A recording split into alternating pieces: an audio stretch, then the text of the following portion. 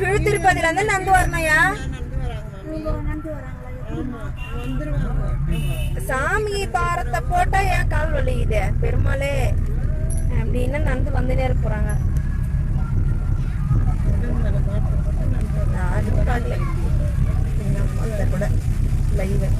இங்கெல்லாம் மழை பெஞ்சிச்சு.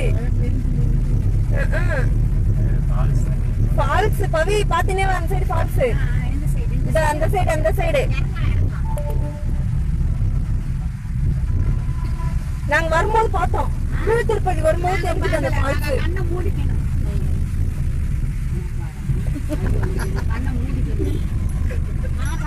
தப்பாருங்க எப்படி ஊத்துது.